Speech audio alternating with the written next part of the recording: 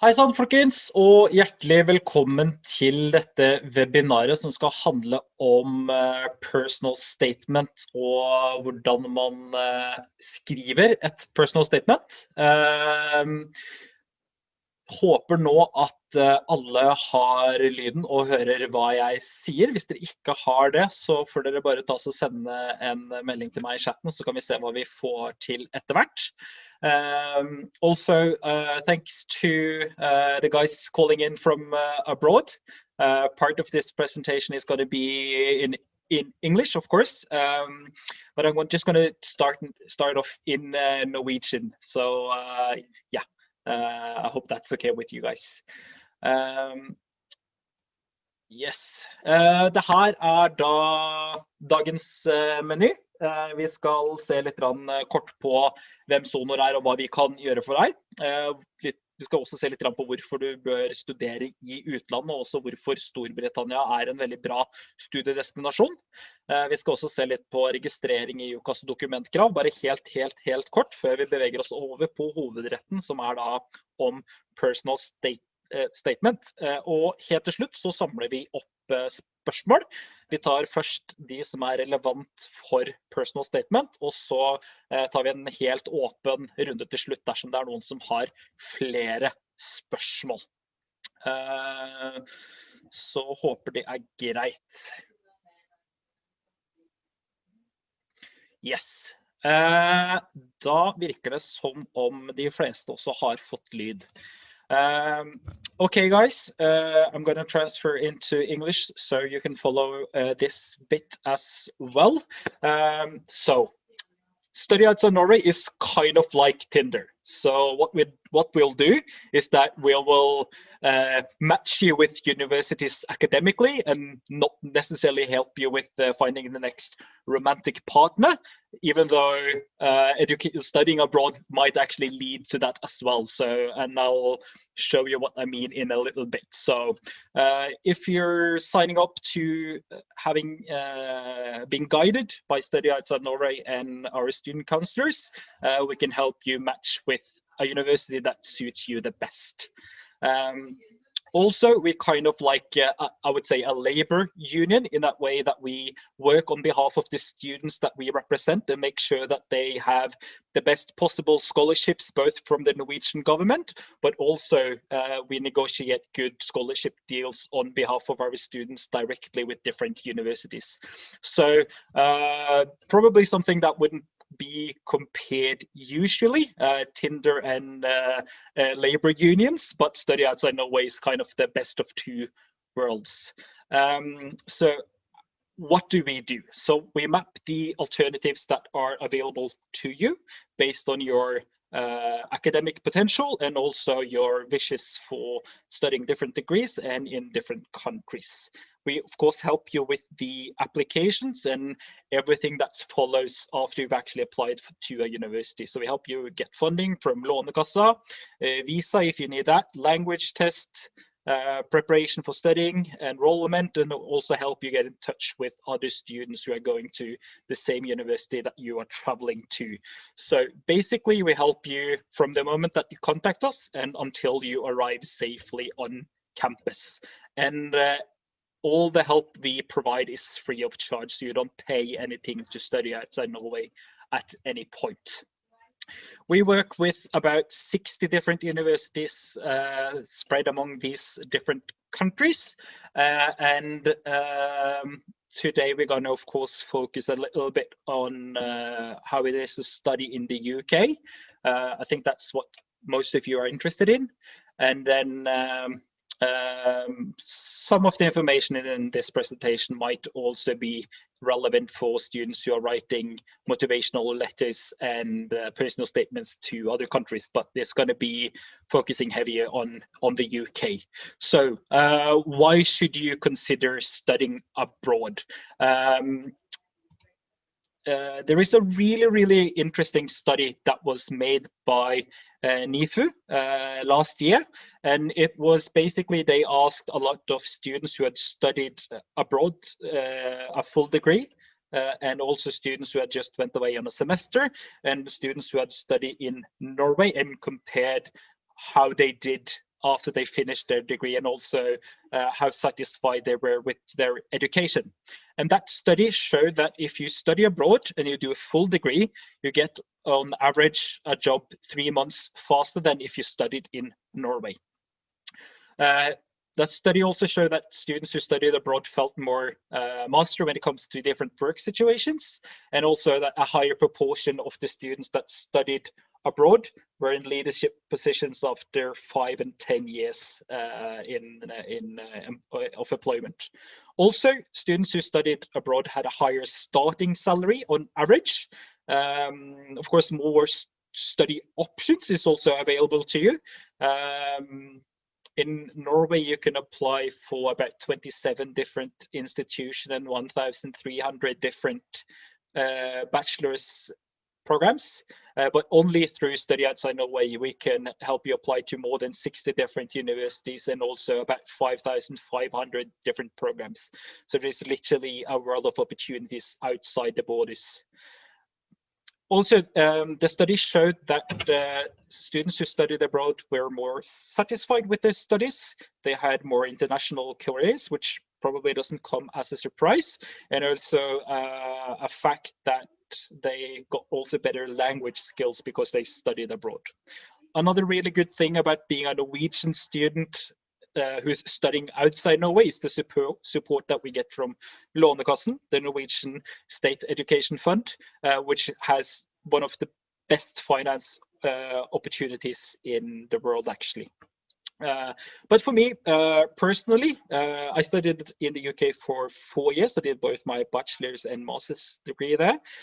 For me, the best thing that probably came out of studying abroad was the experience I got studying in another country and getting to know another culture, but also the fact that I got friends for life and also friends from all around the world. And I think the best way to exemplify this is this picture. This is actually a picture taken 2 years ago at my wedding party, and the girl in the white dress, that's my wife, and we both studied in the UK, and this is basically all the different nationalities that were represented in our wedding. And yeah, since we studied in the UK, of course, we got to know Brits very well, but we also became part of an international community. And I think that's one of the really, really interesting things about studying abroad and also studying in the UK, is that you meet people not only that are from England, Wales, Scotland, Northern Ireland, but also you meet a lot of like-minded people who are trying to navigate the British Isles.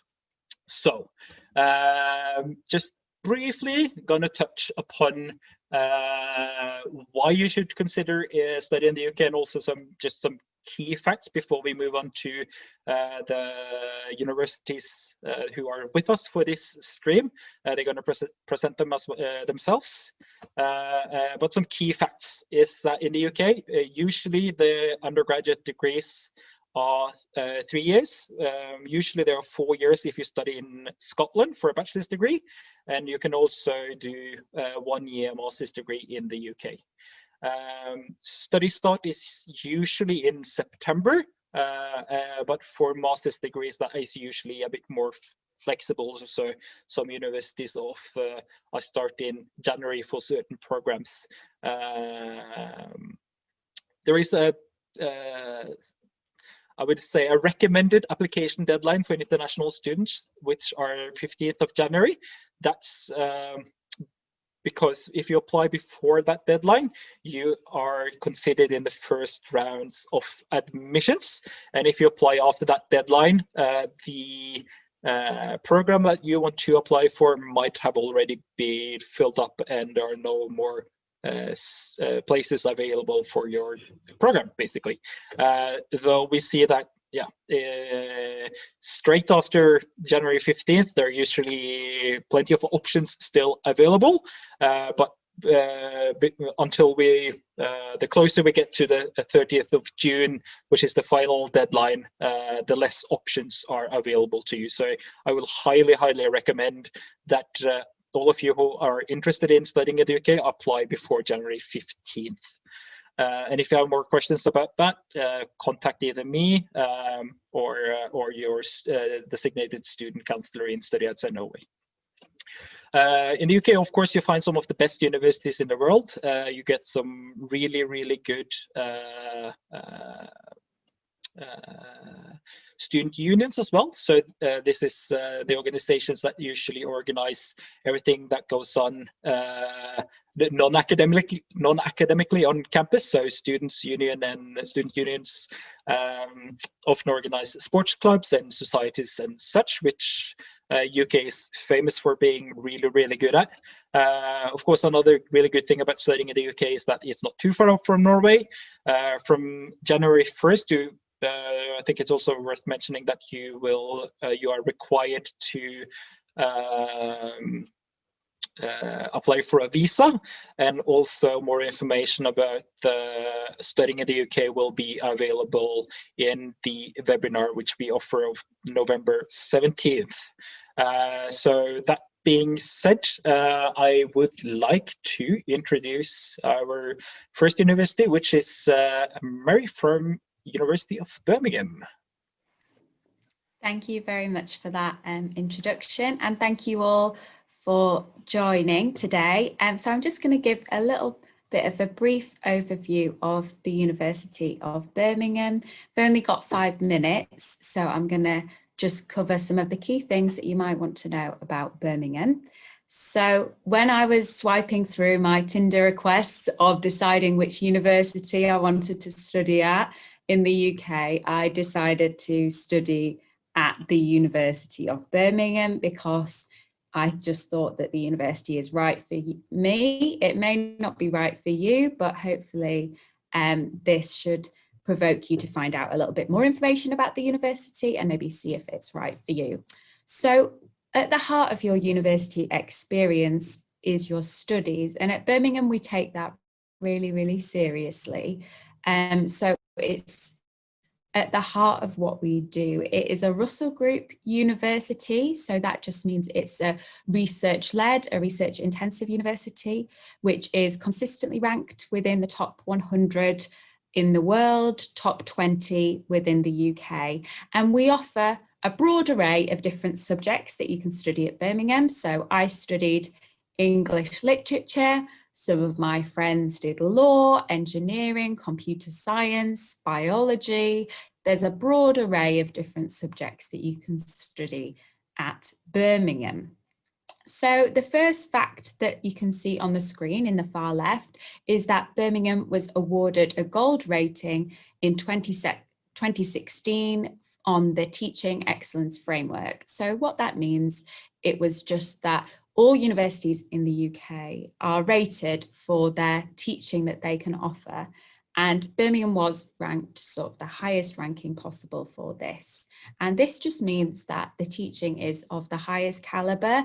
The facilities at Birmingham are really great. And I can sort of testify to that as a student. I just found that all the lecturers were really insightful, really able to communicate their ideas really clearly. And it's a great environment to learn and to get that experience. So not only after you finish your studies, you'll be moving on to think about employability. And Birmingham also really focuses on preparing students for the world of work after they've finished at university. So we have trained careers advisors in each department and the whole careers network that have events and different opportunities for students to improve their employability skills. That being said, after you graduate, 48% of students choose to stay in the city of Birmingham because of what there is to be on offer. So I chose to stay in Birmingham, and a lot of my friends chose to stay in Birmingham as well because the city is really thriving. It's the second biggest city in the UK, right in the centre of the UK. There's lots going on and lots to do for young people as well. So lots of opportunities there. And Thomas already mentioned that student societies are at the heart of UK universities and the experience of going to a UK university.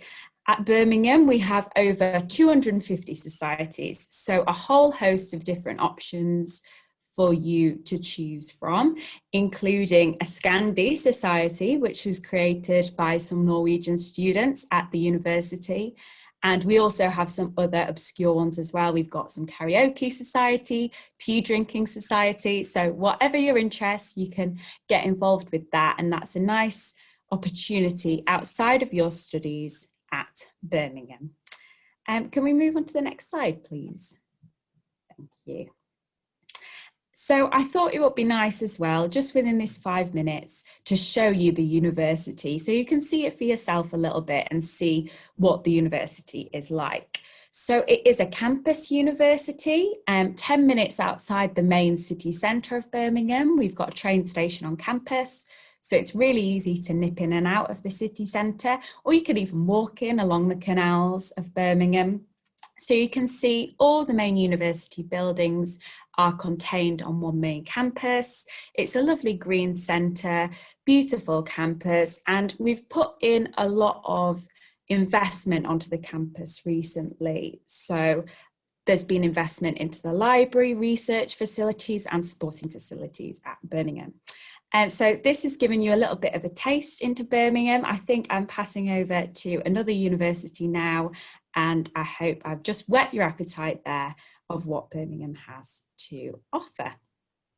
Thank you very much, Mary. That's a great introduction. I think now we're going to move on to Emma. Welcome. Thank you for joining us. First, you're going to do a little bit of do a presentation of what the University of Bristol can offer.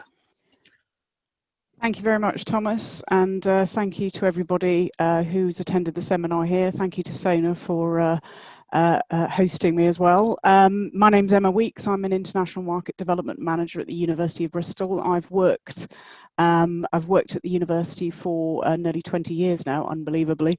And one of the reasons I've stayed there as long as I have is that Bristol as a city is absolutely fantastic. It's a wonderful city to be a student in. It's a wonderful city to be a young professional in. It's great for families. So there really is something for everyone. And it's one of the reasons that I'm quite passionate about it, actually. It is one of my favourite cities. Move on to the next slide, Thomas, and then I can sort of give you an idea of where we are in the UK. So as you can see, we're in the southwest of the UK. We are roughly 90 minutes west of London by train. We are the largest city in the southwest of the UK. We have a population of about 500,000. The university itself is located right in the heart of the city. And we have fantastic links both to the rest of the UK with sort of regular trains to London, Birmingham, Liverpool, Leeds, Newcastle and Edinburgh. But we also have our own international airport about 15 kilometres south of the city. And from there, although obviously not at the moment, can you travel much, but under normal circumstances, there are regular discounted flights to most of the major cities in Europe.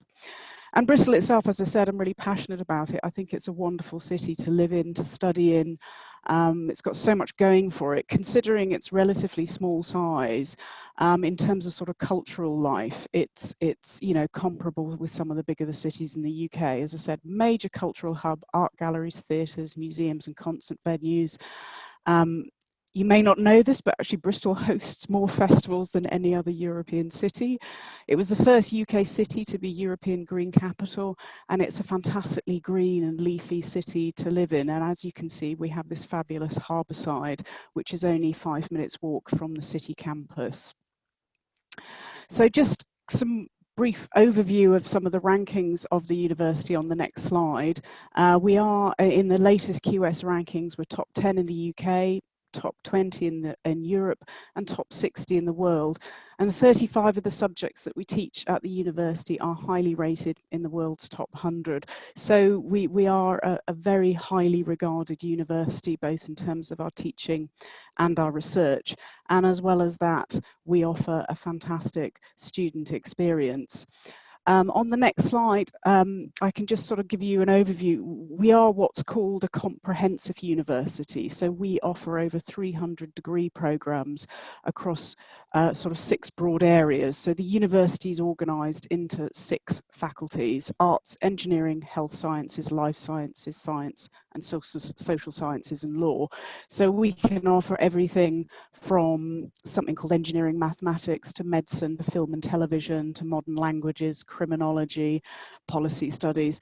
There really is an extraordinary breadth of subject choices at Bristol, and as well as obviously, you know, giving you a lot of choice, what it means is, as a student at Bristol, you're sharing space with an extraordinary diverse range of students, as well as diverse disciplines. We also have students from around 150 different countries at Bristol, and across the city of Bristol itself there's over 90 different languages spoken. So it is this extraordinary cultural and country mix that we have.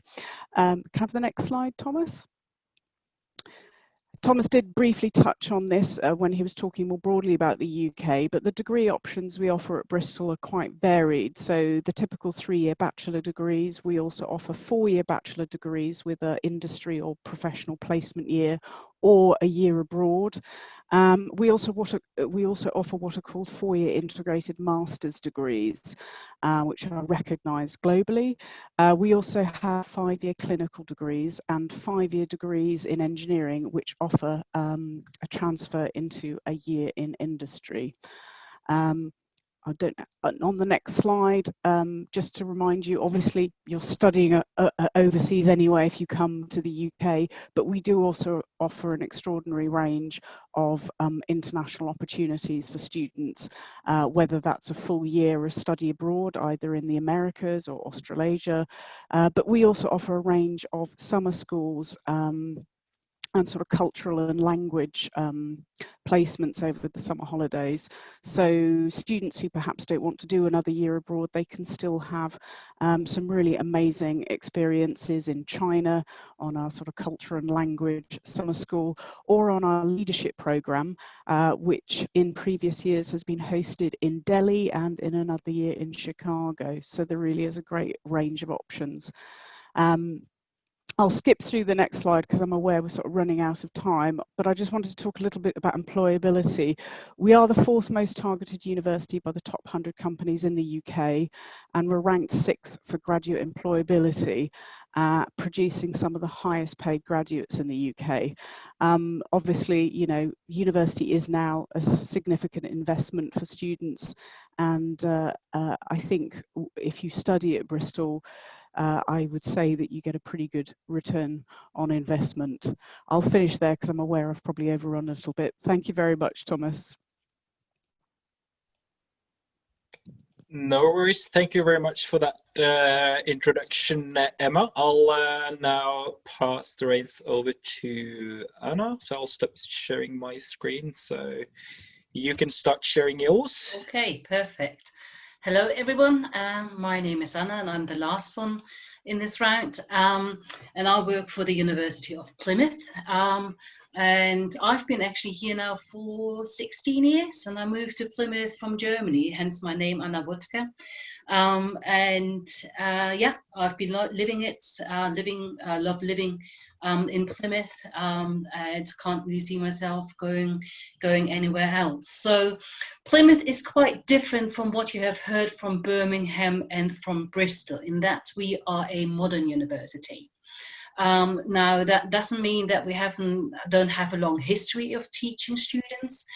We actually go back to 1862, I believe, when we were founded as the Royal School of Navigation. But we've come a very long way since then. And as I said, we are a modern university. You're going to see some pictures of the buildings in a second. You'll see that in the buildings, but you'll also see that our approach to learning and to teaching as well. Now, I've just got a few things on here which I would like to point out to you. One thing that I'm very proud of, because obviously I work in the international office, is that our students tend to be quite happy with us, our international students. So only 2 years ago, out of the 160 or so universities that there are in the UK, Plymouth managed to become number 4 in the entire country for the international students experience. And that is what Uni Students' Choice Awards, that means that is what students have told independent bodies about their experience here at Plymouth. So that is obviously something that I'm very proud of, being or working for the international office. Another thing that I would want to point out is down here is that, as you can see, we've got per year over 4,500 students being in placements. Now that is one of the things that again sort of makes us quite a modern university in our approach, in that we are trying to teach you as closely connected to the real working environment as possible. And so one option that our students will always have is to take either a year out and do a work placement for a year, or they can also do some integrated work-based learning, which again, when you think about at the end of your studies, will lead to you being much more employable than someone who has just really pure academic knowledge and expertise. So, Emma told you about Bristol, which is down here. Now, I guess that most of you will have been to London, or at least you know where London is. But whenever I talk to Norwegians, their experience to the UK is normally sort of centered around the big cities, so they will know London.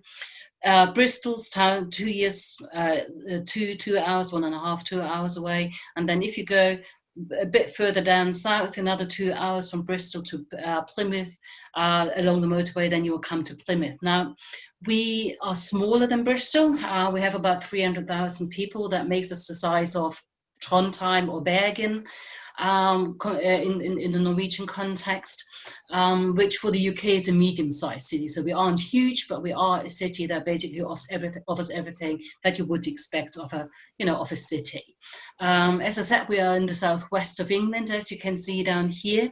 And we have a campus which is right in the city centre. So those pink bits here, those are all university buildings. And as you can see here, that purple part is the biggest shopping centre and the city centre as such. So we are right in the city centre and only 5 minutes walk to the train station. So our 20,000 students that we have, they tend to move around on their feet.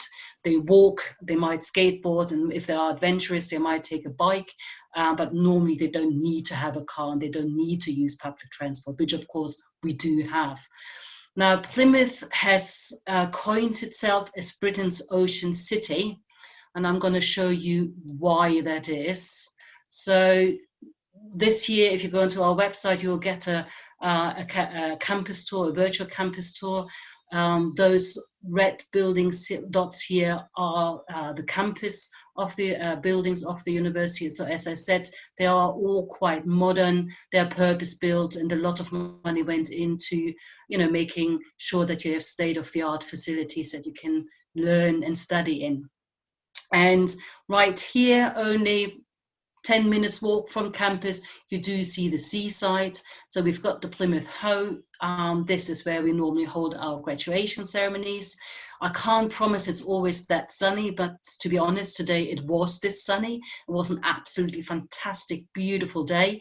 And just to go and look back, this is the campus there, and this is the seaside. So we are indeed an ocean city, and the university is indeed only 10-15 minutes walk away from the sea. Right, so we have 3 faculties. Again, just like Bristol, we are a comprehensive university, so we teach basically everything from arts to engineering to medicine. We have 3 big faculties. So the Faculty of Science and Engineering, which hosts one of the most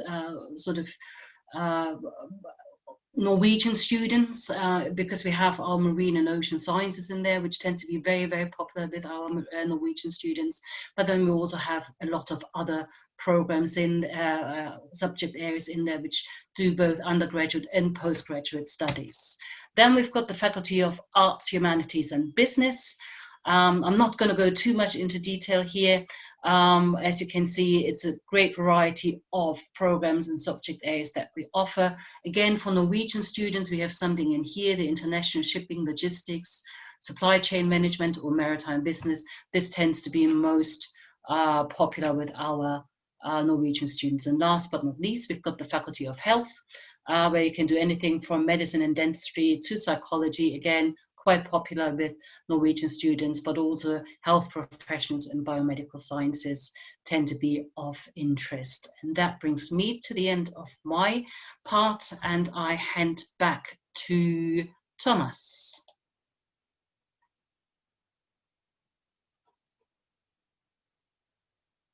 Thomas, can you hear me? Good. Okay, hopefully you can see my PowerPoint presentation now. Yes, good. So, thank you so much for the introduction, guys. Just briefly before we start on the main part, I'm just going to do some really quick give you some quick information about where you can find out more about your UCAS application, which the personal statement, of course, is the one of the central elements. So you can get more information about how you fill out your UCAS application on our YouTube channel. There is a detailed video where I go through exactly what you need to fill into the application, so you can follow that and pause and play and do it at your own pace. The only thing I would like to stress is that when you register, you use the buzzword SONOR 2021. If you do that, you link your application to our UCAS profile, and we can then log on and see what you've actually filled into your application and give you feedback on what you need to edit, and in that way we can make sure that you submit it the correct way and you don't get any rejections because you haven't filled in the UCAS application correctly. When you apply, you need some documents, and of course the personal statement is a central part, but you also need an academic reference in order to apply. That's something you send to your SONOR counselor, and we'll upload that for you into the UCAS application.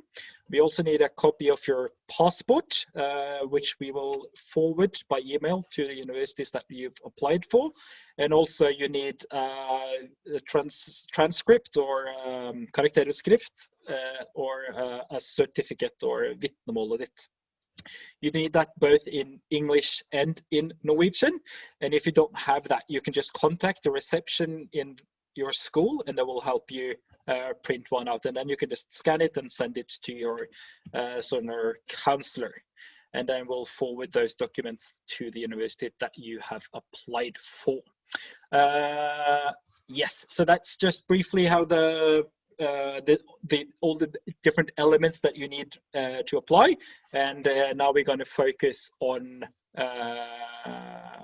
basically give you some really hopefully some really good tips about what you should put in your personal statement. And as I said, if you have any questions, just write to me in the chat and we'll take any questions at the end.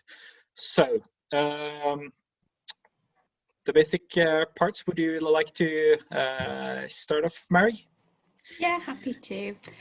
So the basics of the personal statement, things that you really need to know before you get started. So it is a key part of your UCAS application, as well as all the other information that you need for UCAS. As Tom explained, you will need to write a really good personal statement to be in a good chance of getting into university. So it's submitted via the UCAS application. So it is part of that UCAS application. And you will have a text box where you will be able to write in your personal statement, as you can see on that UCAS. You can only write one personal statement, one chance, one opportunity, as M&M said once. It's one personal statement for you there. So, and it's the same personal statement for each course you apply for.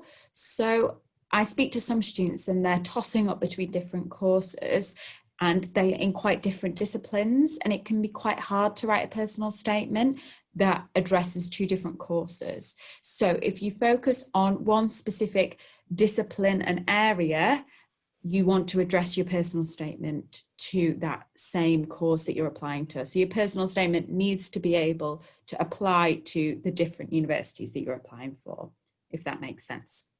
So there is a character and line limit to be aware of as well. So that's 4,000 characters with including spaces and 47 lines. So whichever of those comes first. And you will see that limit on the UCAS form. So as soon as you reach that, you won't be able to write any more.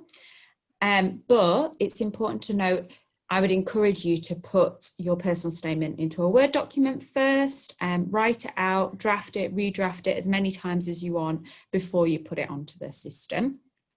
Another couple of things to note as well, UCAS has similarity detection software, so it's really important that you don't plagiarise anything that you write in your personal statement, and you can't use bold, underlining or italics. So if you use that in your Word document, copy and paste over when you're ready to submit onto UCAS, the bold, underlining, italics, they'll all be gone and it'll just be plain text again. So that's something to be aware of as well. So that's the basics. I think it's on to Plymouth now. Anna? Yeah, I'm here. Sorry, I just always mute because I'm never sure about the connectivity, and because I'm working from home at the moment, as most of us do. And of course, at this time of day, everyone comes home and they're all putting their internet on, and so suddenly it gets the neighborhood gets a bit inundated with internet users. So I keep it muted, and also you can't hear my cat crying outside the door, which helps normally. Right.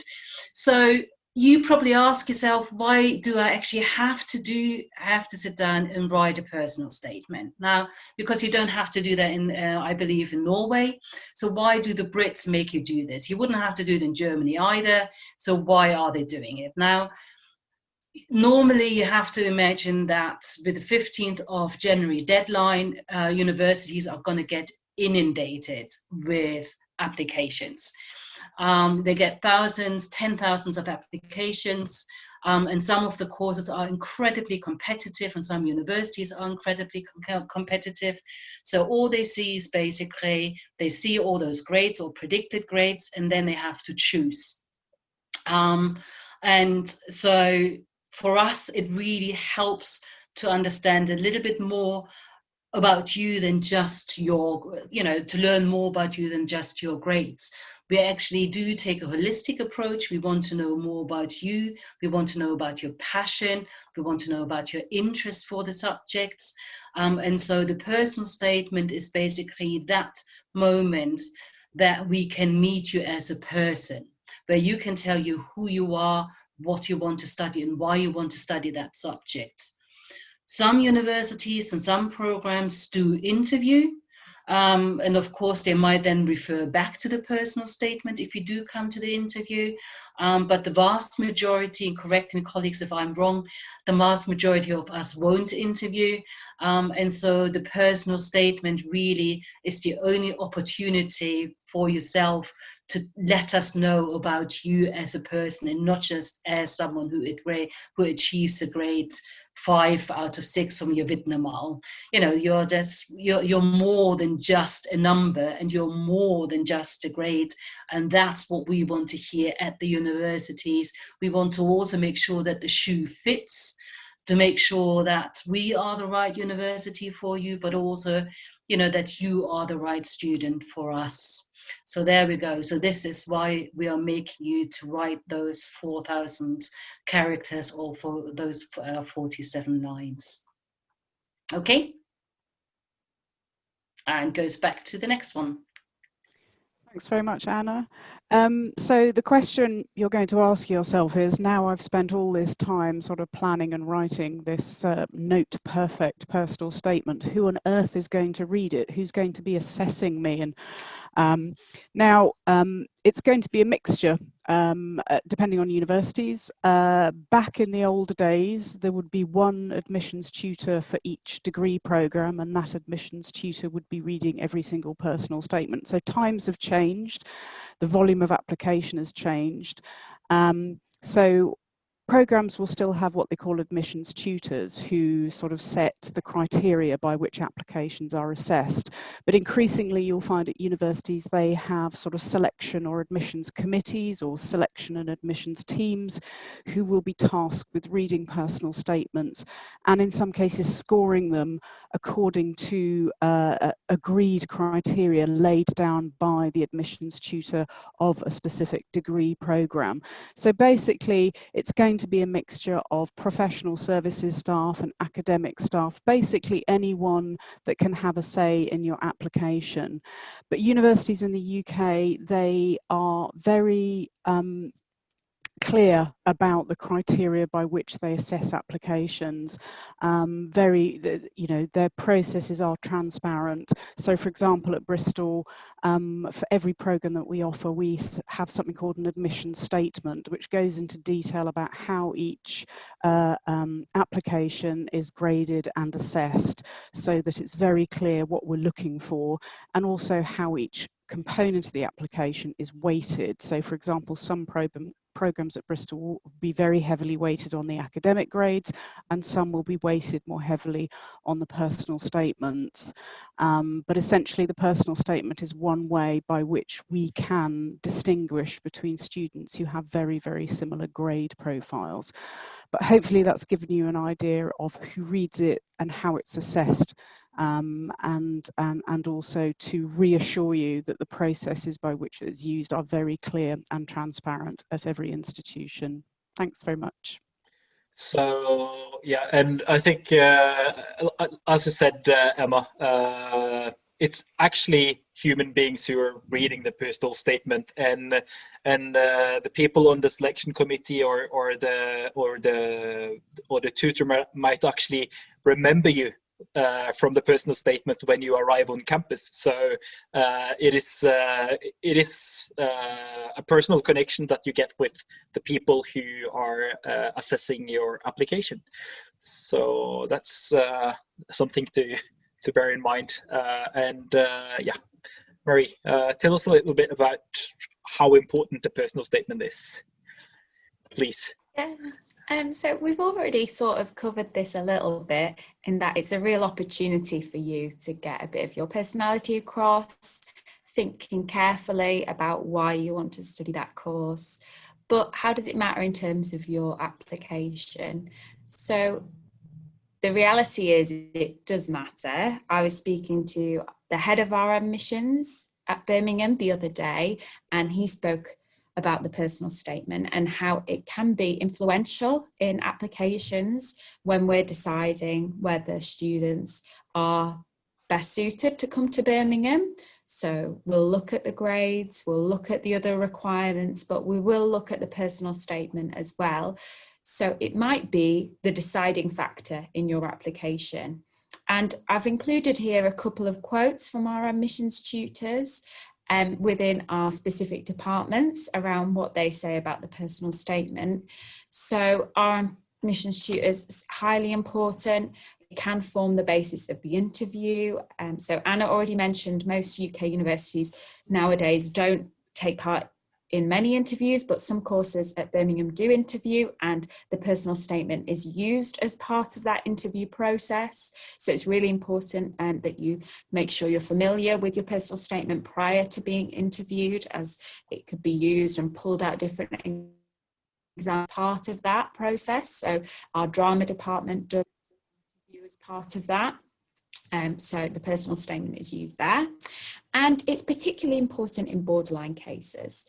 So if your confirmation and clearing might come around and you might have missed out your grades by a small margin, admissions tutors will return to the personal statement again and have a look and compare different applicants and get a sense of how really passionate and desperate is this candidate to study this course, and that can come across really well in the personal statement. So it's a great opportunity for you guys, and it is really important.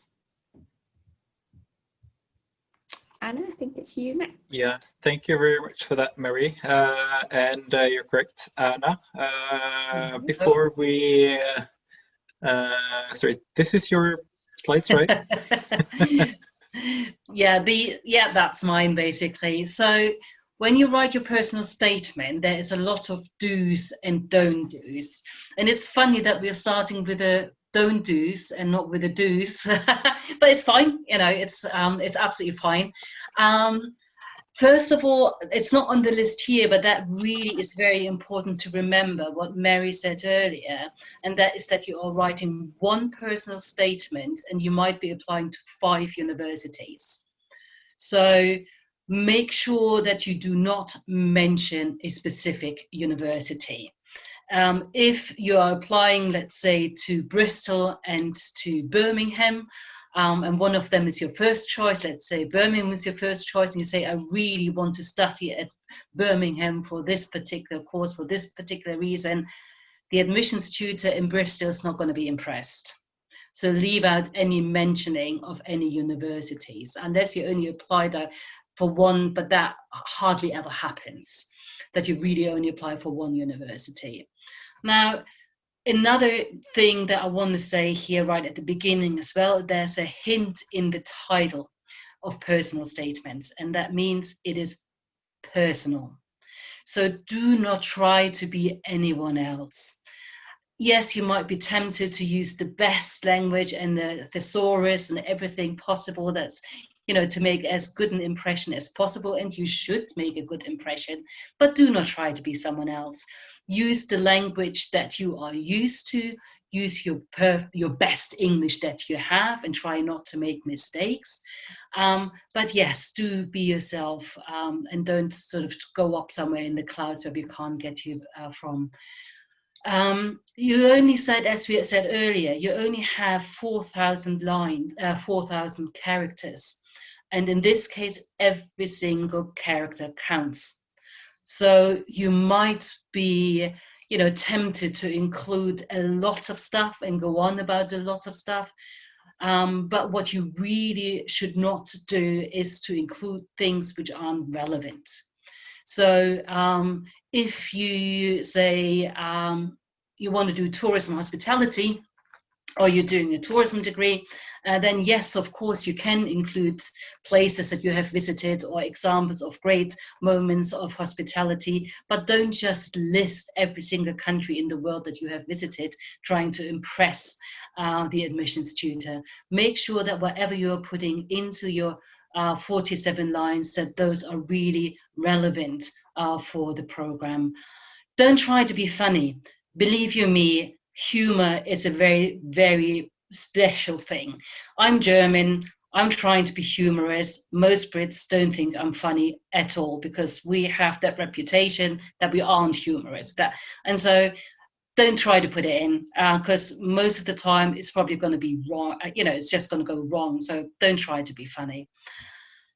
Remember that admissions tutors read hundreds and hundreds of those personal statements.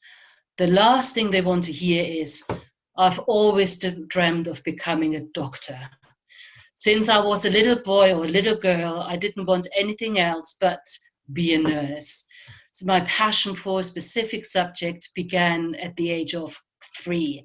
Don't do that, because those phrases are constantly being used. And if you, as an admissions tutor, read the same cliche, the same phrase for the 100th time, they probably will not really remember you. Also remember that on the one hand, you want to show that you're passionate and want to show that you have a knowledge of the subject. But you also have to remember that the person who's reading your personal statement actually is a specialist in the subject. So do not try to lecture them. Do not try to over-impress them, because, as I said, remember, they know their stuff. It's good to know that you know yours as well, but don't try to lecture them. Don't come across as someone who's just, trying to lecture. As Emma said, don't lie, don't plagiarize. It might be very, very tempting just to go onto the internet and say and put into Google perfect personal statement for medicine and then paste and copy some of it. Don't do it, because again, it's not your personal statement, it's someone else's, and B, universities do check, and if they find that you have borrowed someone else's ideas, you will be rejected automatically. So do not include stuff that is not yours. Don't lie.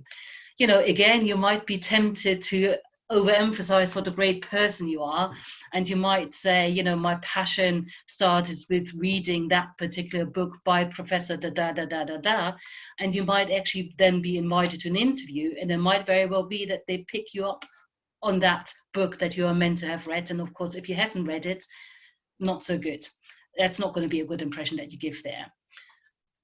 Two last things I'm going to put in here are very practical things. Is do not rely on a spell checker, where yes, it's a very good suggestion that Mary said, is that you put it into Word and you rephrase it and all of that, but don't just rely on a spell checker. I submitted my master thesis having a spell checker, and instead of dystopia, it read dyspepsia. Now, dyspepsia is it's a problem that you have with your tummy, and it's not an anti-utopian vision. So do not rely on a spell checker. And last but not least, do not leave it to the last minute. Make sure that you give yourself time to put your thoughts into the right format, rewrite it, let other people look at it, and do not leave it to the last minute. So that was me. Thank you very much, Anna. So that's a little bit about what you should really try to avoid when you're writing your personal statement. And now we're going to take a bit of a positive turn, I guess, and look at the things that you really should include in your personal statement. So yeah, I believe that's Emma. It is indeed, yeah. If you just hop to the slide after, there's a bit of overlap, but I'll just sort of go through them really. So hopefully now you've got a good idea of what you shouldn't include. Now, here are some questions to ask yourself to start basically drafting your personal statement. Some of them are self-evident, others might just sort of help you sort of frame your thinking a little bit. Very simply, why have you applied for the course? When did you become interested in it? That's going to be of particular relevance if you're applying for a subject that perhaps you've not studied before. So, for example, something like engineering or medicine or psychology, something that you may not have the opportunity to have studied at school. It's going to be really important to be able to evidence your interest in that particular subject. Now, it may have been because you did some work experience, it may be because you read a fascinating blog. There could be a whole host of reasons, but it's really good to start thinking about where that interest in that subject came from, what motivated you, what inspired you. And then start thinking about the qualities and skills that you have that are going to make you a particularly suitable student for that area of study. And that's going to be to do, again, your qualities. Those can be academic, but could also be sort of skills and attributes that you've developed through extracurricular work or other activities. You may have done, something that's given you sort of fantastic sort of problem solving skills or leadership skills or communication. There's many things. We'll come on to that, the ABC, in a minute. What have you actually learned about the subject that's inspired you to study it at university level? That's quite a jump if you're going, perhaps you may have done it at school, but what's actually driving you to want to study it at degree level? Is it simply intellectual interest, or is it to do with sort of future career plans and how that's going to help you develop you in the direction that you want to go? So I think these are all really useful questions for you to ask yourself to start sort of thinking about it. And also ask the questions of other people. We're not always the best judge of our own abilities or attributes. So it's a fantastic idea to talk to friends and family and teachers and just say, what is it? This is something I really want to do. I think I'm going to be good at it, but what do you think? And just sort of start getting some, get people sort of feedback on your skills and attributes, and that I think will really help you sort of frame a really strong personal statement. So I think we're moving on next to the ABC, aren't we, Thomas? Yes, we are indeed. There we go. So that sets it up really nicely, actually. So hopefully after this webinar, you'll be able to start writing your personal statement and you'll be really well prepared to get going with this. So Emma's given us a really useful list of the questions and things to think about and how to start planning your personal statement. But this ABC technique gives you a bit of a method for how to actually write and structure your ideas, as often it can be a little bit overwhelming and you might have answers to all that question, but how do I form that and write these down in a really clear and concise way? So the ABC method really focuses you and allows you to center the personal statement around why you want to study this specific course. So you can use your experiences and use the knowledge that you've gained and refer it back to the course. So how can you use this? So ABC stands for activity, benefit, and course. So an activity, what you did. So whether that be a book that you've read, a lecture or webinar that you've attended, some work experience that you've got involved with, that can be the activity that forms part of this.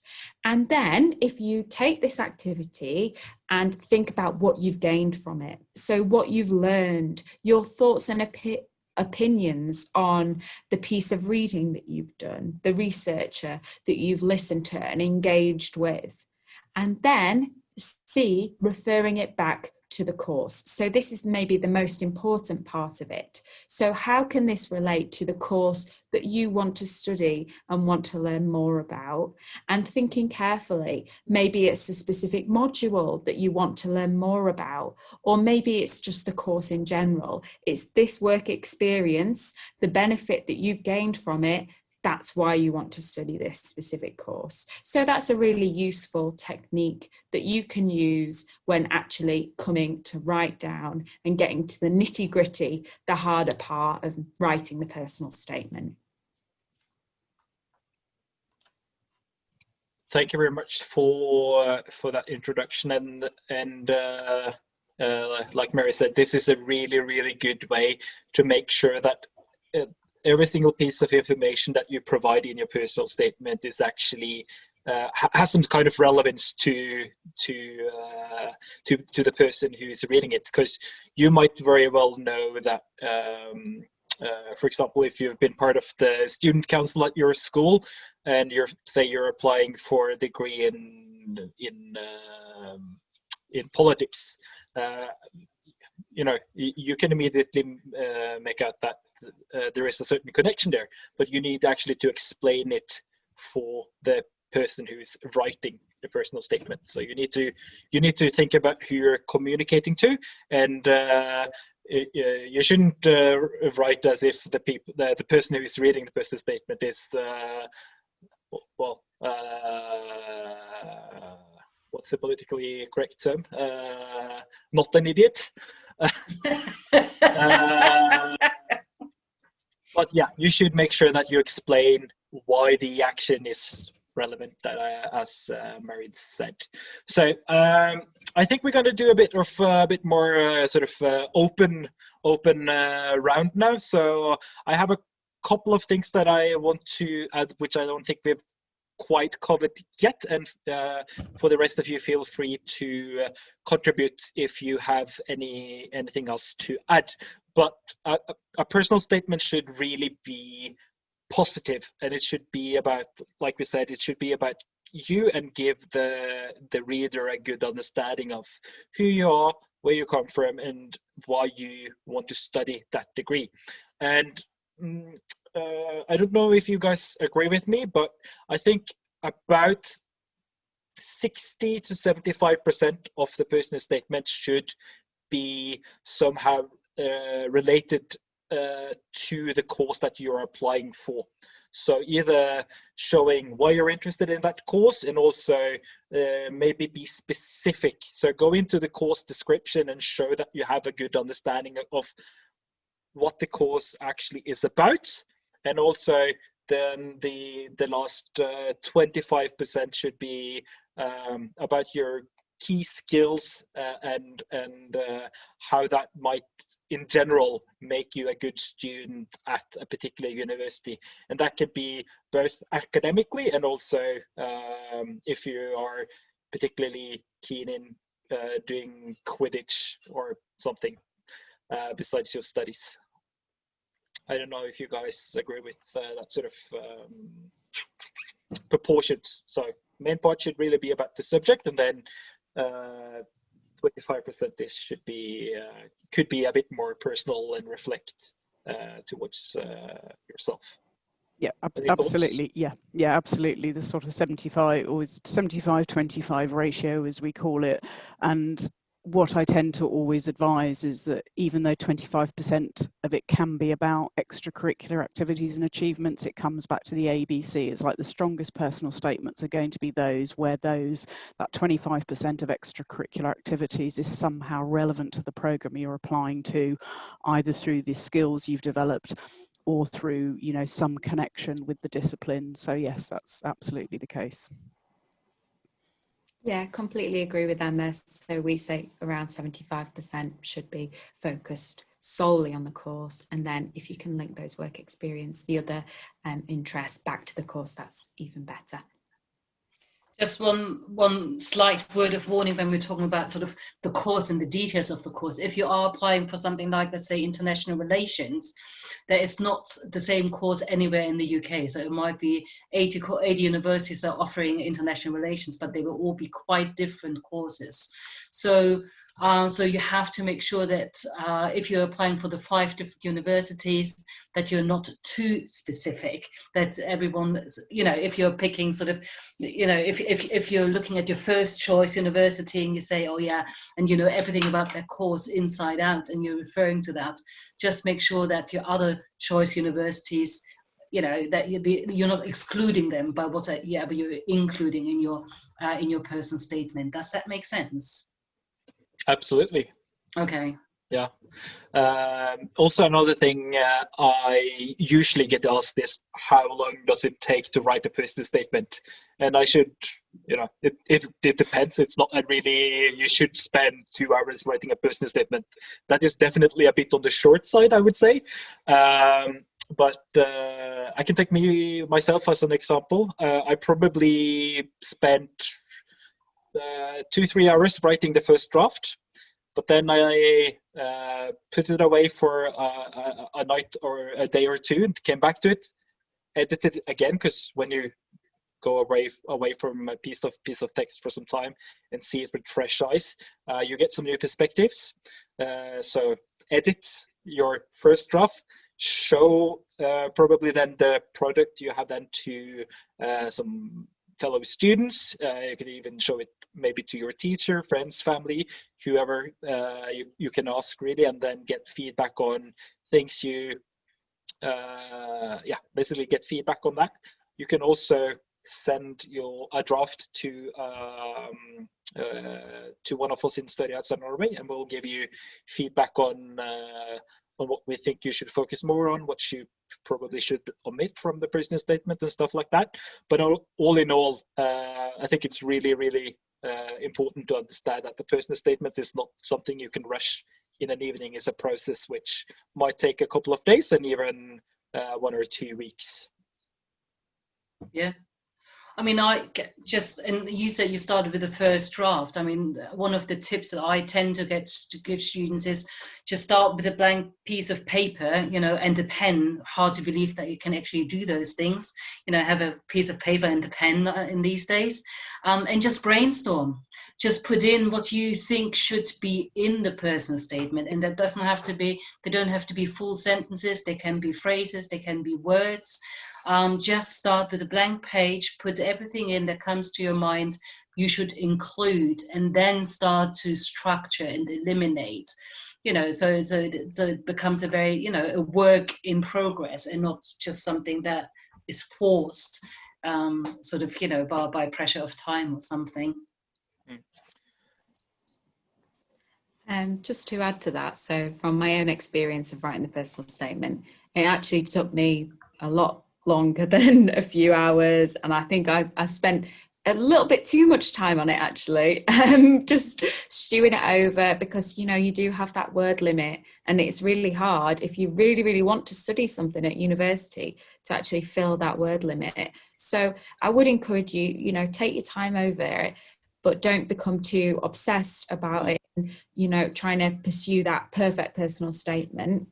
And another thing, a mistake that I made when writing the personal statement was I wrote it, I was really happy with it, I spent so long at it, and then I took it to my English teacher, and he looked at it and he said, I think you can do better than this. Would you like to start again?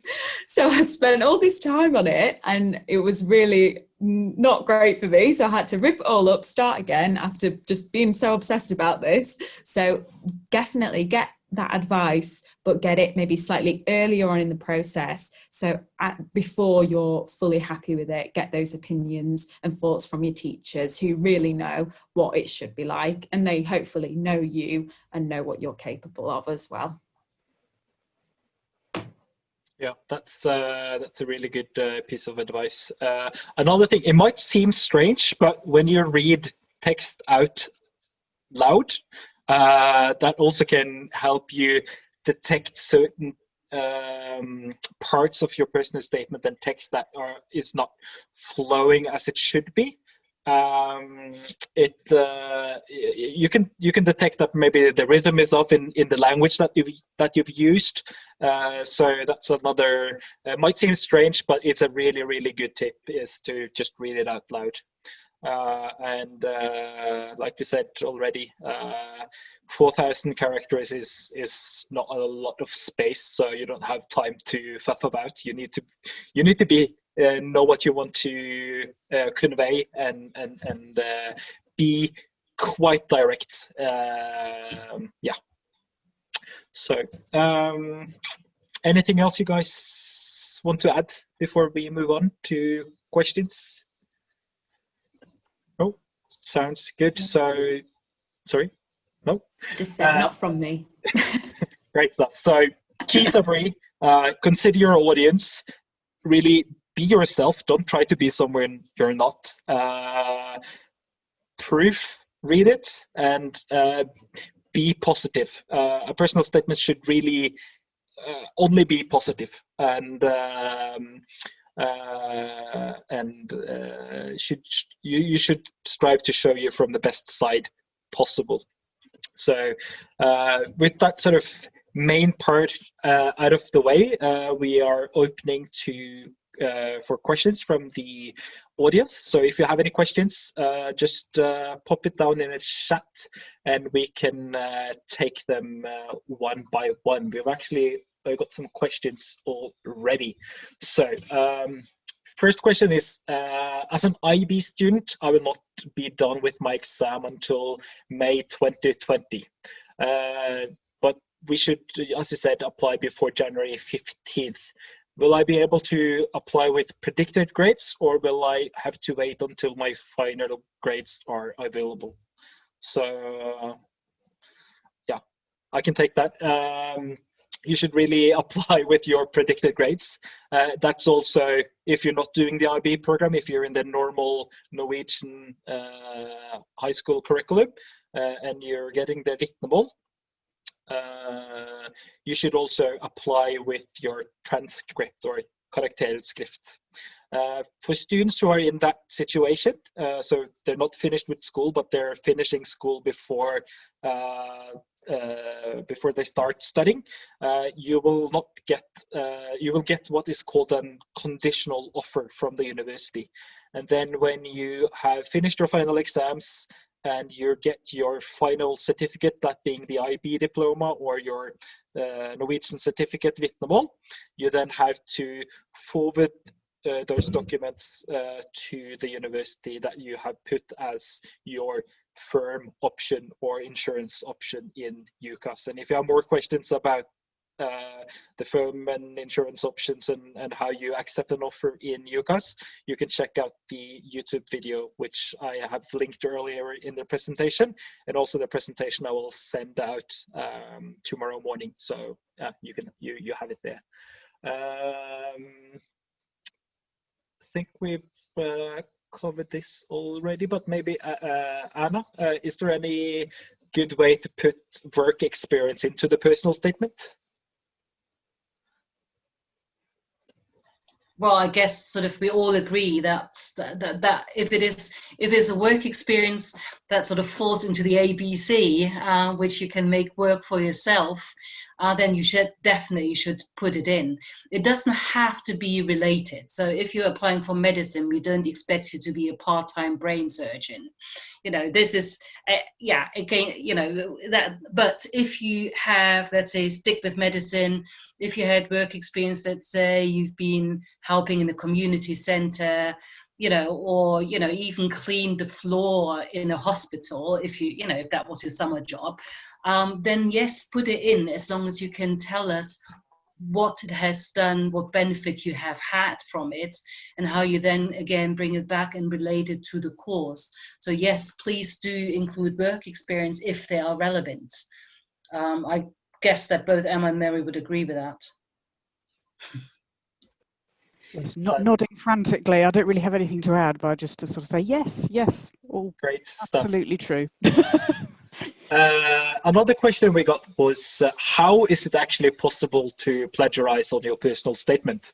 And you know, if you read something, so if, for example, if you go onto the student room, you can read some examples of personal statements there, and you copy paste from that particular personal statement and put that directly into your own personal statement, you're going to be flagged, and the software that UCAS is using will pick up on that and flag you basically for putting something which is not your own work into your personal statement. So I mean, reading other personal statements might be a good idea in order to get an idea of the tone of the language that is used in a personal statement, but it should really be your own work, your own words. So don't copy paste from other personal statements. You're going to be caught. So yeah, and that's awkward.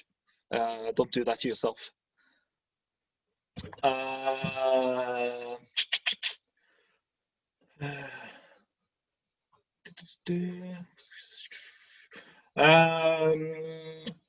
Emma, maybe you could take the lead on this. What's a spell checker? Oh, a spell checker. Oh, that's just something that checks your spelling of particular words. The only sort of slight issue with spell checkers, which Anna touched on when she talked about it earlier, is that it might think that you're trying to say something other than you want to say, where there's two words that have a sort of look similar in terms of how they're spelt, but actually have a completely different meaning. So they can be useful to sort of have a general overview, but don't rely on them, because you might, in a similar way that predictive text on your phone might mean you send something other than what you want to send. Spell checkers can also sort of end up giving you a word that's not what you meant. So it can be a useful tool, but they are absolutely not foolproof. So just be really careful in using them. So Microsoft Word has spell checkers and lots of other sort of text-based software. So useful, but don't rely on them 100%. That's all I'd say. The next question is this personal statement supposed to be written in paragraphs? And yeah, Mary, maybe you can take the lead on this. Yeah, so obviously you do have a word and a line, not a word limit, sorry, a character and a line limit, 4,000 characters, 47 lines. So that is something to be aware of. But if you structure your personal statement into paragraphs, maybe not leaving a space directly between the two paragraphs, but just breaking up your points, depending on how your personal statement and how many words you have and how you fit it all together, I would encourage you to do that, really. Just because as you would an essay, as you would when you're constructing an argument, it's nice to have your points broken up into separate sections. It makes it easier for the admissions tutor to read it instead of just a block of text. So I would encourage paragraphs. Anna, would you do the same for this one? Yeah, they're nodding for that one. Yeah. Absolutely. I think if you go onto the UCAS website, there's also a lot of useful information sort of on how to write the personal statement, and they go on a lot about paragraphing, sort of, you know, what should be in the opening paragraph, the middle part, and then the last paragraph. It tends to sort of the closing paragraph tends to be sort of looking into the future kind of thing, isn't it? Sort of when we would like to know what you hope to gain from the program and where you see your future aspirations professionally.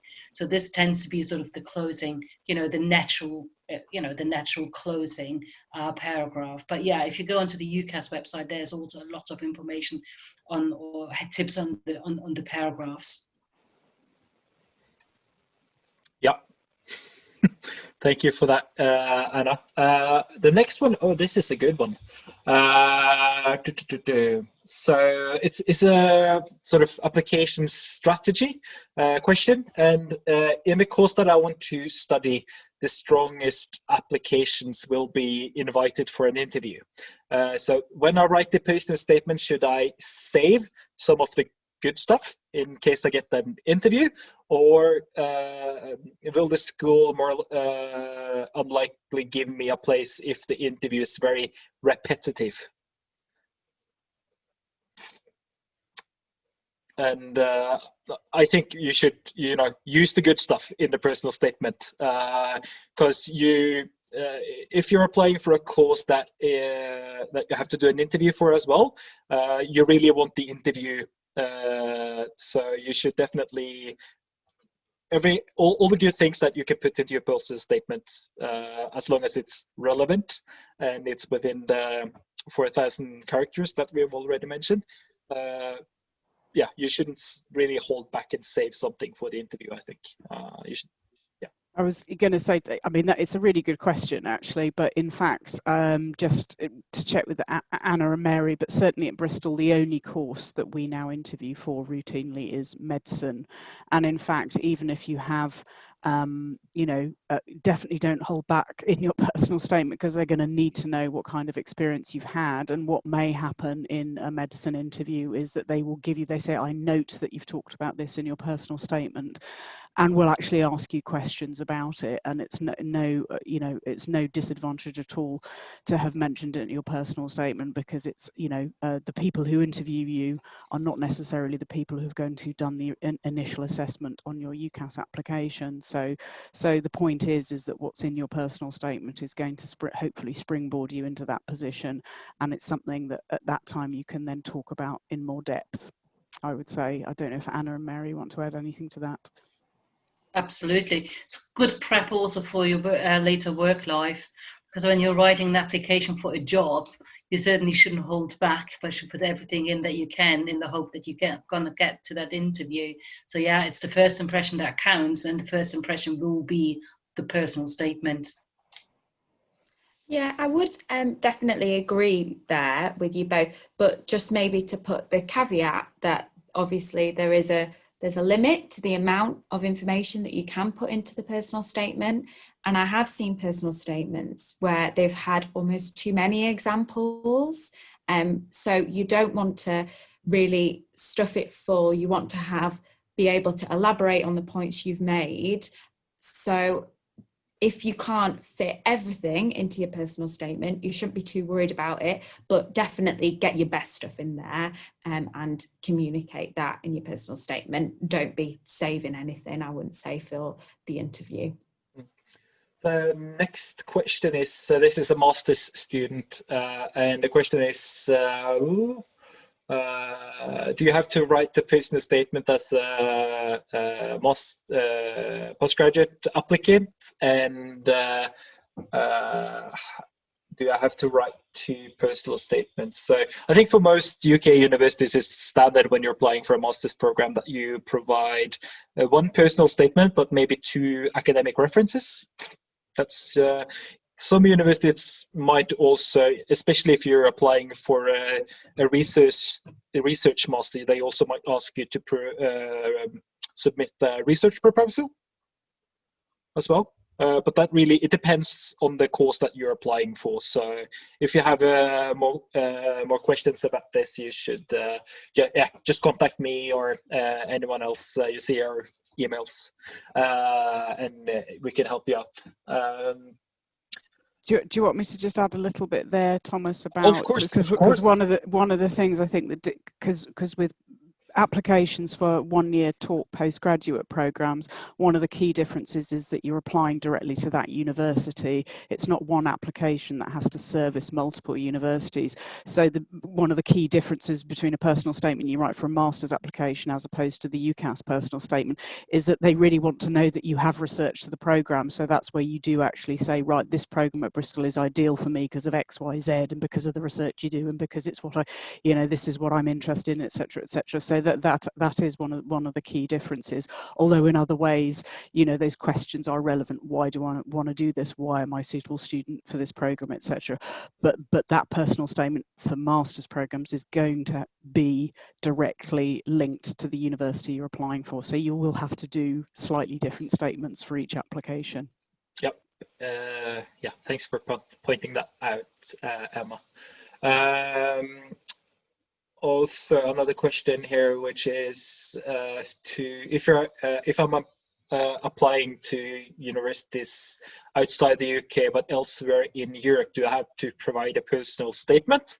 And as far as I know, in general, I think you're not required to do that, but that it really depends from country to country and university to university, and there might also be differences between the particular programs at different universities. So you should, if there is a particular university that you are looking at, you should contact the admissions team and ask them if there are any admission requirements which are not, if they're not clearly stated on the university's websites.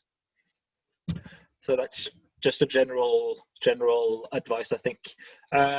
Also, there's a question about the ABC method, Mary. When you were talking about the ABC rule, you mentioned evidence points with analysis of any wider reading. What is meant by this? Thanks, Thomas. So what I meant by that point is referring to the A of the ABC method. So the action would be that you have read something as part of that. So that is an action, and then you can apply that to then the benefit and the course that you've chosen. So that's your evidence, and that's how you'd refer back to the ABC method as part of that. So it's the wider reading and then how you can refer back to the course that you've studied. Want to study, should I say. Yeah. Thank you for that. So we have 3-4 more questions. Is there an overview of the minimum criteria for IB points or grades in general at UCAS for the different universities, or do you have to check every individual school? So the short answer is yes. Yeah.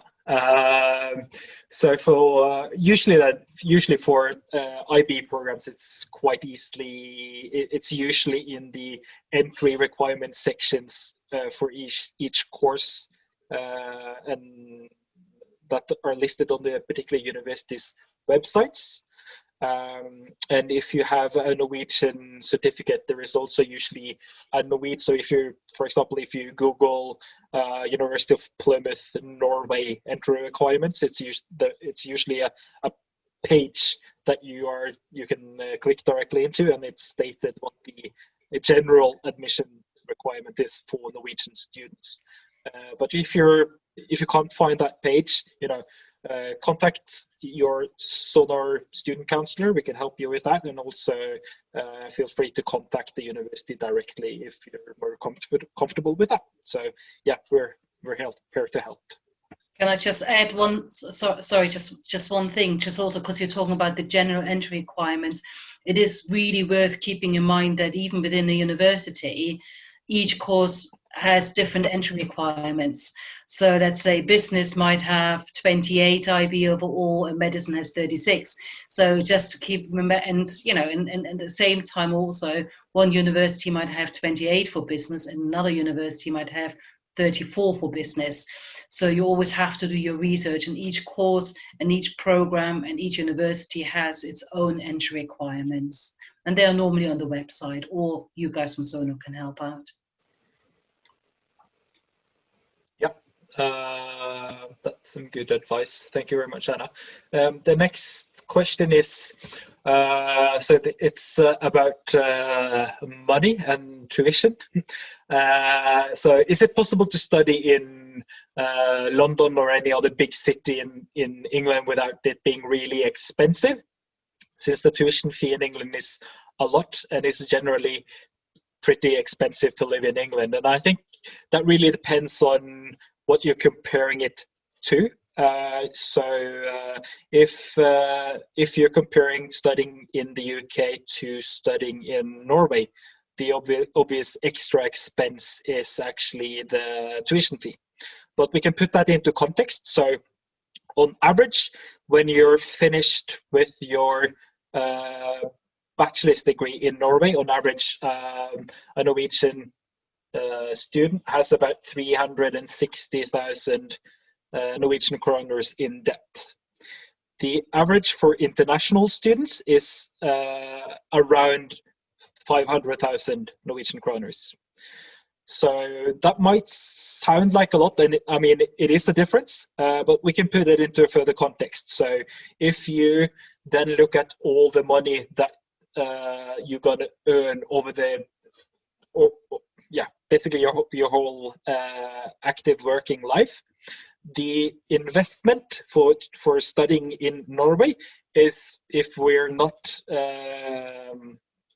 adjusting it for inflation, it's about 1%. If you study abroad, it's 1.5% of everything that you're going to earn throughout your life, on average as a Norwegian. So if you put it into that context, it's actually not a huge difference. It's but yeah, I hope that sort of answered the tuition fee part of it. And then also the living expenses is, if we take London as a special case for a minute, I think you, as a Norwegian, you will find that pretty much anywhere you go in the UK, it's going to be more affordable than the big cities in Norway, actually. So rent, food, transportation, electricity, pretty much all the expenses you have would be smaller in the UK than it would be in Norway. The only exception might be rent if you study in London. It's about the same in if you're not like dead center in London. It's comparable to Oslo, but of course, if you want to live in Regent Street or Oxford Street, the rent is going to be a bit higher than if you're living in a student accommodation at the University of Oslo. But other than that, it's actually, in general,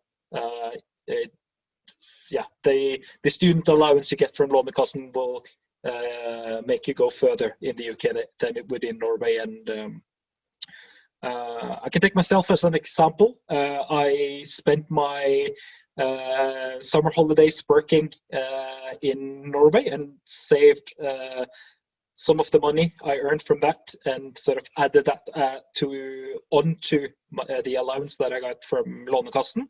And that was enough for me to live, I would say, relatively comfortably as a student in the UK, and not having to work during the student term, the university terms. So I only worked during the summers, and I didn't have to do any more working next to my studies. So yeah, the allowance you get from the Lånekassen should be enough if you're really what's the phrase? If you're really careful with your money. But yeah, that's a brief overview. There is also more information about the money that you get from Lånekassen and what proportion is a scholarship and stuff like that on our SONOR website and also on our YouTube channel. So check that out. And if that's not enough, contact me and I can give you the complete rundown of all the figures.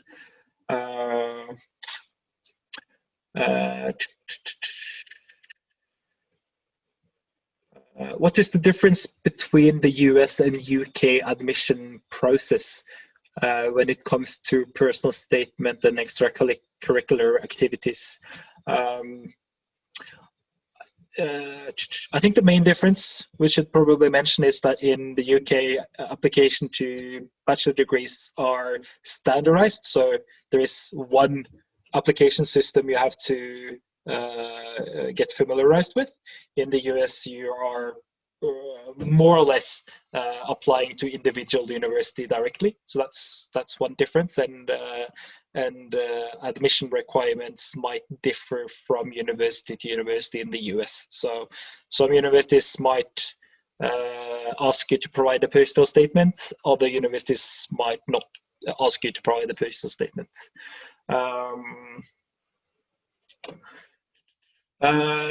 Another question,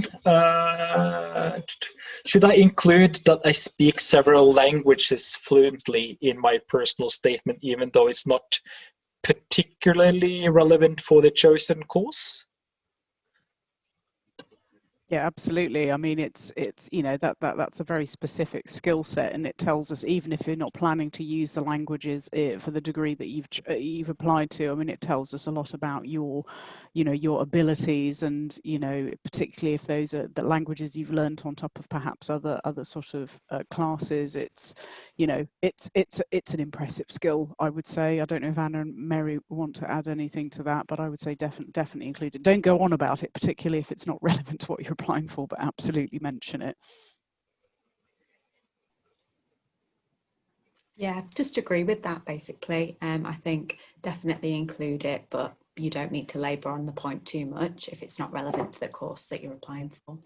And if you find you've got too many words or too many characters and you need to leave something out, and if that's the only thing that's not really directly relevant to your course, then you might want to leave that one out, but otherwise do include it, because as Emma said, it does show us a specific skill set, because you do need a certain skill to learn other languages. And so if possible, and you've got the space, do include it. Thank you for that feedback. So another finance question. What should I do when Lånekassen won't cover the whole tuition fee? And I think there are only a handful of universities in the UK that are more expensive than for the tuition fee than the maximal sum that you can get from Lånekassen. The only exception might be the clinical programs. So if you're applying for any of those, really you should talk to the university that you're applying for if there is any scholarships or anything like that you can apply for. Other than that, tuition fee is really the tuition fee, and you can't apply for more money from Lånekassen. But if there's a particular program you're interested in, contact me afterwards, and we can see what we can do. Yeah. I mean, just to flag up for Bristol that we have a specific undergraduate scholarships each year.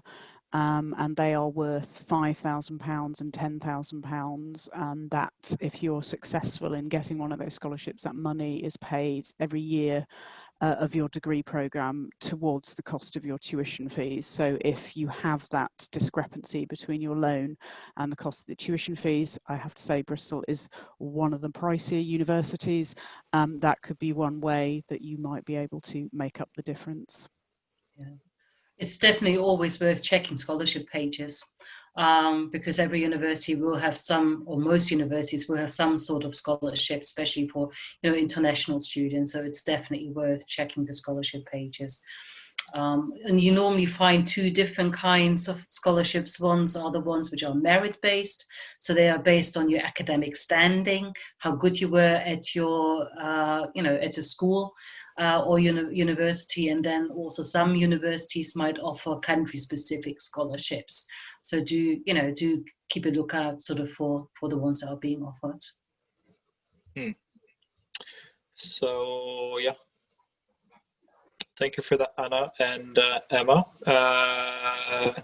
I think that's all of the questions that we had this evening.